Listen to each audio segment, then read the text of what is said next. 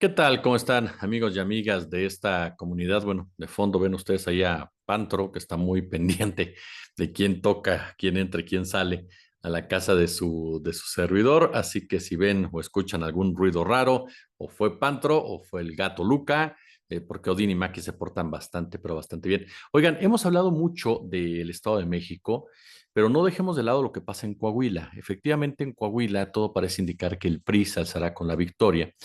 Y más allá del PRI, la corriente de los hermanos Moreira, que es una corriente totalmente criminal, totalmente vinculada al narcotráfico, que durante muchos años ha hundido precisamente a esta entidad en una violencia atroz y que se ha visto disminuir los índices de la misma, ha sido por la famosa Pax Narca, en donde los criminales fueron institucionalizados en toda la extensión de la palabra, pero no porque hayan desaparecido o no porque simple y llanamente no exista todo un contubernio alrededor precisamente de ese estado para que lo que sucede ahí se quede.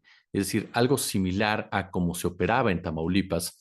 Y tiene toda lógica porque el cártel dominante durante mucho tiempo en Coahuila fue el de los Zetas. Este grupo que, como lo hemos platicado ya en otras ocasiones, dejó un legado de violencia de la cual no podemos liberarnos los mexicanos debido a las diversas escisiones que continúan operando en diferentes puntos de la República Mexicana. Pero el caso concreto de Coahuila de verdad es algo que debería de llevarnos a la indignación, al coraje, a la vergüenza, porque ahí hablamos de una familia que tiene dos de sus miembros como exgobernadores que pactaron directamente con el cártel más brutal que existía, con la organización eh, más salvaje, con la organización que llegó a trastocar cualquier tipo de equilibrio social. Es cierto, la violencia ya se había vivido de cierta forma con el enfrentamiento de los Arellano Félix, que también no cantaban mal las rancheras y el cártel de Sinaloa, pero los Zetas eran diferentes porque los Zetas eran el ejército metido al narcotráfico. Los Zetas eran el reflejo de los grupos paramilitares que durante mucho tiempo han operado en este país. Con los Zetas se militarizó literalmente el narcotráfico. Y ustedes saben que no hay nivel más brutal en materia de violencia, no hay mayor letalidad en el mundo que la que propician las Fuerzas Armadas de cualquier país, el que ustedes me digan, y más si han sido entrenados por los Estados Unidos, si han sido entrenados por Israel, por ejemplo.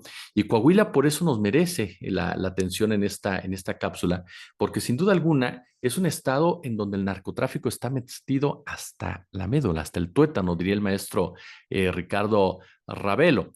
Incluso el gobernador Miguel Riquelme, actualmente al frente de esta entidad y cuyo hombre de confianza es Manolo Jiménez, el candidato del PRI al Estado, pues es el padrino literalmente de la venta de cristal. Pero ahora sabe usted lo que se da, es la policía de Coahuila la que toma decisiones respecto a la venta y distribución de esta droga. Es decir, en Coahuila se vive un régimen político criminal, así de claro, que opera para mantener la hegemonía de los hermanos Humberto y Rubén Moreira. Así de claro, así de sencillo. Incluso Armando Guadiana, quien es el candidato de Morena, cuenta con carpetas de investigación que lo vinculan al lavado de dinero desde que en Coahuila dominaba el cártel de los Zetas. Y son carpetas de investigación que están en poder de la Fiscalía General de la República. Entonces hablamos de que es una élite política empresarial que en definitiva no garantiza absolutamente nada diferente, solo sería cambiar de rostro, pero el funcionamiento no sería como en el Estado de México, que con la llegada de Delfina Gómez se rompe mucho de ese comportamiento histórico, no, en Coahuila sería prácticamente lo mismo. Hablamos de un panorama realmente desolador. Totalmente. Hay servicios, hay infraestructura en las regiones del norte del estado, en la zona carbonífera, que están totalmente abandonadas. La prensa local está amordazada, la gente vive inoculada, vive con miedo. Esa es la verdad de las cosas.